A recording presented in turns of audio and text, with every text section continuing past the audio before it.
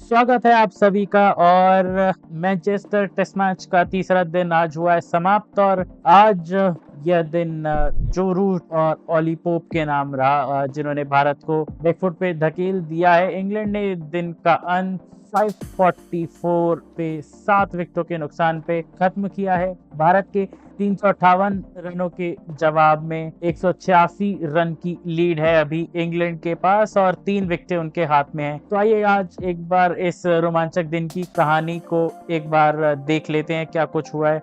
दिन की शुरुआत में इंग्लैंड ने शानदार बल्लेबाजी की। लंच तक स्कोर था 332, 2 विकेटों के नुकसान पे। भारत की 358 रनों से इंग्लैंड 26 रन दूर था, और जो रूट 63 पे खेल रहे थे और ऑली पोप 70 पे खेल रहे थे, और इस जोड़ी ने भारत के गेंदबाजों को कोई मौका नहीं दिया। खास बात इतना ही कि जो रूट की उपलब्धियां 31 रन बनाते ही उन्होंने राहुल द्रविड़ को पीछे छोड़ा 13,228 रनों से, और जैक कालिस 13,289 रन इन दो खिलाड़ियों को पछाड़ा। क्रिकेट के रन स्कोरिंग चार्ट में तीसरा स्थान हासिल किया, और अब उनके सामने रिकी पॉन्टिंग और सचिन तेंदुलकर हैं। जो रूट और ऑली पोप की 135 रन की नाबाद साझेदारी बेन स्टोक्स की कप्तानी में उनकी छठी सेंचुरी पार्टनरशिप थी। भारत के लिए एक मौका था जब रूट 22 रन पे नाबाद थे। मोहम्मद सिराज की गेंद पर रूट हड़बड़ा गए और ऑली पोप ने एक टाइट सिंगल के लिए बुलाया। रविंद्र जडेजा का थ्रो सटीक नहीं था, और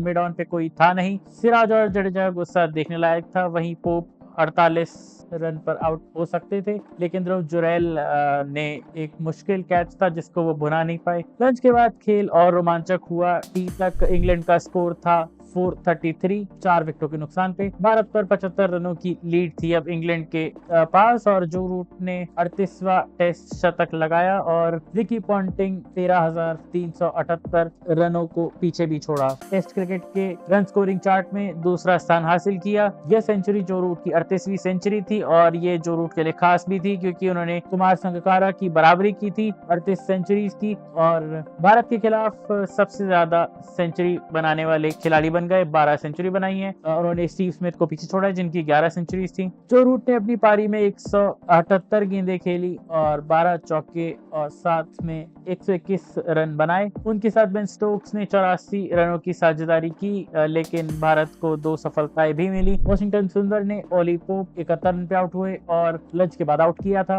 और हैरी ब्रूक को स्टंप आउट कराया जो इनका पहला स्टंप आउट था। भारत के लिए मुश्किलें बढ़ी जब जसप्रीत बुमराह नई गेंद से एक ओवर ही डालकर बाहर चले गए थे। वो शायद कोई फैसिलिटीज यूज करने गए थे, वॉशरूम या कुछ, लेकिन ऐसी खबरें आई कि वो स्टेयरकेस पे स्लिप हो गए थे, तो उनका जो पैर है उसमें हल्की चोट आई थी, और वो थोड़े जिंजरली वॉक करते नजर भी आए थे, और टी टाइम तक उनको गेंदबाजी करने की अनुमति नहीं थी। मोहम्मद सिराज भी थोड़ी परेशानी में दिखे, लेकिन हिम्मत दिखाते हुए वापस आए, और भारत की फील्डिंग में भी उत्साह की कमी दिखी, और इंग्लैंड ने तेज सिंगल्स लिए और भारतीय गेंदबाजों को परेशान किया। दिन के अंत तक इंग्लैंड ने 544 रन बना लिए थे 7 विकेटों के नुकसान पे, और भारत पर 186 रनों की लीड थी। जो रूट ने 150 रन बनाए, और जो उनके करियर का 16वां 150 से प्लस का स्कोर था, और इसमें रविंद्र जडेजा ने उनको स्टंप आउट किया। रूट की टेस्ट मैच करियर का ये दूसरा स्टंप आउट था। इससे पहले नेथन लायन ने 2023 के एशेज टूर के पहले मैच में इनको स्टंप आउट किया था। जो रूट की इस पारी में हर शॉट मौजूद था, कट, फ्लिक, ड्राइव या फिर और कोई शॉट हो। मैनचेस्टर की धूप में रूट ने सचमुच इतिहास रचा। रूट ने न सिर्फ पॉन्टिंग को पीछे छोड़ा, बल्कि ओल्ड ट्रैफर्ड में 1000 टेस्ट मैच रन बनाने वाले पहले खिलाड़ी बने। बेन स्टोक्स ने भी 77 रन की नाबाद पारी खेली है। हालांकि उनको क्रैम्प्स की वजह से बाहर जाना पड़ा था कुछ देर के लिए, लेकिन बेन स्टोक्स की वापसी पर दर्शकों का जोश देखने लायक था। भारत के लिए ध्रुव जुरैल का ये अच्छा दिन रहा क्योंकि उन्होंने अच्छे कैचेस भी लिए और स्टंपिंग भी करी। भारत की गेंदबाजी और फील्डिंग में निराशा साफ नजर आई। सिराज और बुमराह की चोट ने कप्तान शुभमन गिल की मुश्किलें बढ़ा दी हैं। और बात करें तो इंग्लैंड अब ड्राइवर सीट पे है। 186 की लीड है इंग्लैंड के पास, और सिर्फ 3 विकेटें उनके और बचे हैं।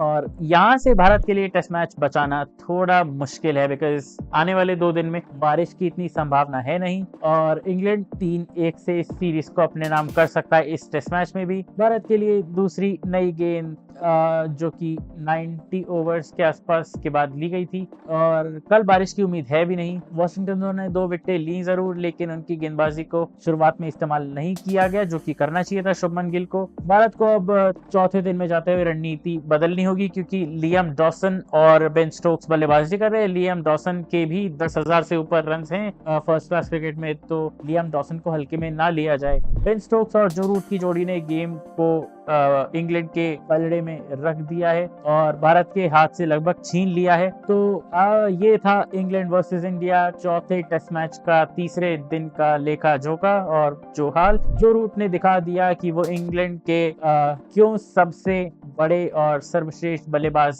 के तौर पे जाने जाते हैं। क्या भारत वापसी कर पाएगा? जनता क्या कहती है? क्या आपकी राय है? Do send in your comments, like, share and subscribe. Stay tuned and please send in your comments.